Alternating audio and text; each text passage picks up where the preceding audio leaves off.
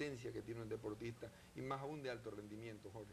Bueno. Pero en el caso de el juego, el deporte formativo, viene luego el deporte recreativo.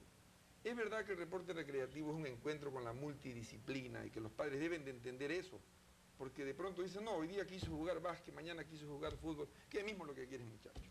Bueno, el niño a esa edad, 10, 9, 10 años, quiere hacer de todo.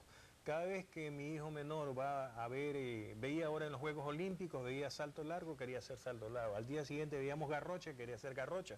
Al día siguiente tocaba tenis, entonces quería hacer tenis. ¿Por qué? Simplemente el niño se fascina, se deslumbra ante los atletas, ante los adonis, ante los héroes olímpicos que hemos estado viendo en estos últimos días. Pero ahí está la capacidad de los padres, que son los guías, que tienen que canalizar y ver cómo debe este niño entrar a practicar diferentes formas. Pero ¿qué es lo que primero debemos practicar? Los deportes básicos. ¿Cuáles son los deportes básicos? Atletismo y natación.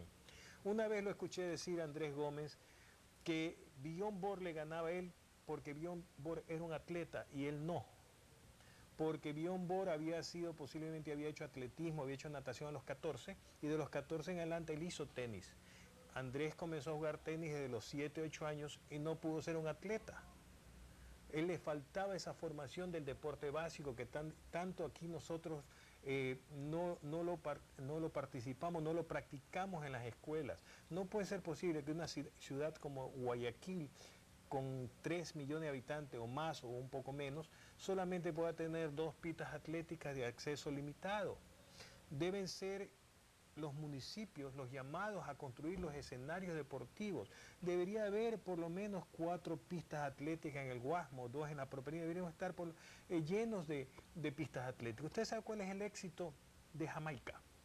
¿Por qué Jamaica tiene 6 medallas de oro en estos Juegos Olímpicos? En Jamaica es obligatorio hacer atletismo. Después que usted hace atletismo, puede hacer fútbol, básquet, tenis, macateta, ping-pong, trompo, yoyo. Pero primero hace atletismo. Es política de Estado.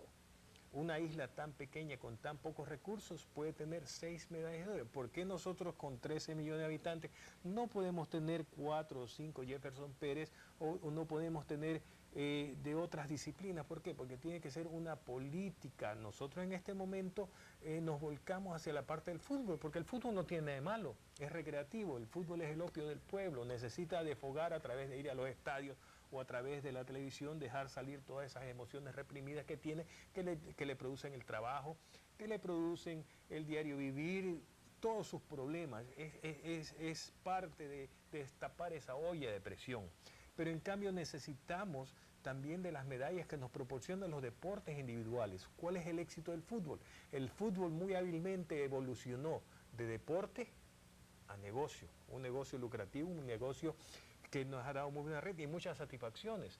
Yo no puedo decir que, para mí es un orgullo decir que hay 12 jugadores ecuatorianos ahora en equipos de primera internacionalmente. Para mí eso es fantástico y yo aplaudo, y así deben manejarse también los otros deportes, permitir esa evolución. Definitivamente, porque el deporte debe de ser ocio, no negocio, ha dicho el capitán Jorge Delgado. Importante entender la sentencia de los griegos que decían, si a los jóvenes los podemos hacer atletas, que significa combativos, poetas, que significa creativos, y artistas, que significan industriosos, creativos, el futuro y el presente de una nación está asegurado. Amigos y amigas, vamos a seguir este interesante diálogo con el capitán Jorge Delgado Panchana después del siguiente segmento. No se vayan.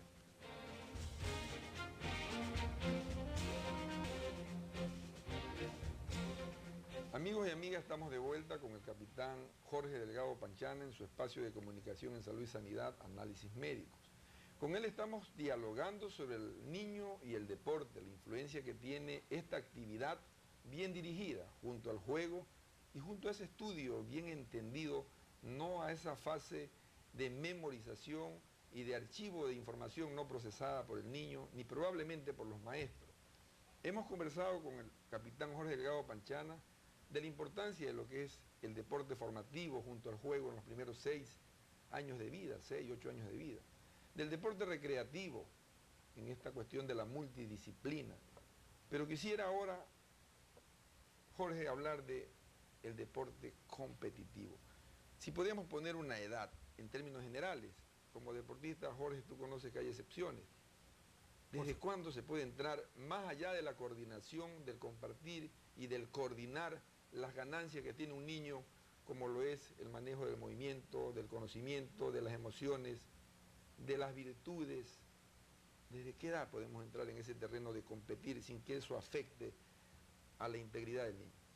Bueno, estamos hablando de acuerdo a los estudios, tú como médico lo conoces muy bien, que son de los 14 años en adelante, cuando el niño puede entrar ya a un estrés, no solamente físico, sino un estrés psicológico. Pongamos en natación de 14 años en adelante, en el caso de los varones, bueno, en el caso de las niñas, 13 años, 14 años varones. Siempre las niñas desarrollan un poco más temprano que los varones, o sea, se da más o menos 1 o 2 años de margen entre niñas y niños para el desarrollo de alto rendimiento. Para soportar este tipo de cargas. Del competitivo estábamos hablando. Estamos hablando ya entrando a una carga ya inicial de alto rendimiento. Estamos hablando ya de doble jornada en ciertos casos. Jorge, en este caso de deporte competitivo, ¿hay una etapa de iniciación, hay otra de progresión y se termina en el alto rendimiento? ¿Cómo se maneja en esta etapa de iniciación en la competencia? Bueno, en el deporte competitivo. Primero hay que buscar, permitir que la persona disfrute del deporte, porque el joven busca el deporte de acuerdo a su personalidad. Yo conozco personas que difícilmente pueden hacer deportes individuales, donde, como en el caso de la natación, es un deporte sordo y mudo, porque uno no escucha ni puede hablar mientras lo está practicando. Las personas extrovertidas, con personalidades que tienen que ver con la sociabilidad, son los que van más hacia los deportes de grupo, de conjunto. Los jóvenes o niñas un poco más que tienen niveles de introversión buscan el deporte individual, el deporte en el cual les permite descubrirse a sí mismo, encontrar su forma, su identificación. Eso es lo primero que se tiene que tratar de buscar. Unos dicen, los niños juegan, los jóvenes entrenan. Eso es una buena expresión. En alguna ocasión Jorge revisaba el concepto de juego y dicen que la actividad realizada por el niño está dentro del margen fisiológico. Bueno, más no el realizado por los deportistas competitivos, sea de iniciación, de progresión o de alto rendimiento, que están bajo el concepto de suprafisiología. ¿Qué de verdad hay al respecto? Bueno, prácticamente yo pienso que después de estos Juegos Olímpicos todos esos conceptos tienen que volverse a reescribir. Después lo que hemos visto en Beijing, prácticamente los parámetros, lo que se pensaba o se decía, tiene que volverse a escribir. Te pongo un ejemplo. Había un mito, si lo podemos llamar así, de la edad. Se suponía que la mejor edad para un deportista, en el caso de natación, era 28 años. Eso acaba de destruirse. Hemos tenido una nadadora como Dara Torres, madre de 2 hijos, a los 42 años, medalla de plata y solamente por una centésima de la medalla de oro. Tuvimos un nadador inglés, asimismo 34 años y también a centésima de las medallas de oro. Entonces, hay que volver a pensar qué es lo que sucede, porque ya se suponía que una persona de 42 años no podía considerarse dentro del alto rendimiento. ¿Es esto una excepción? ¿O simplemente nosotros encasillamos a los deportistas? Les dijimos al principio que ya a los 40 años ya eres una persona que no puede hacer deporte. Entonces, psicológicamente castramos a estas personas. Eso es lo que me refiero, que tiene que volverse a reescribir los libros de texto después de estos Juegos Olímpicos. Prácticamente ha sido el 9-11 del deporte Beijing, como lo fue para Estados Unidos lo de las Torres Gemelas. Definitivamente la comparación es escalofriante. Jorge, un entrenador o un coach en el niño que haga o que tenga esta responsabilidad suprema de entrar en el deporte competitivo, debe de entender y comprender más de niños o más del deporte que el niño va a practicar, o las dos cosas en forma balanceada. Bueno, él tiene en primer lugar que ser un visionario, tiene que ser una persona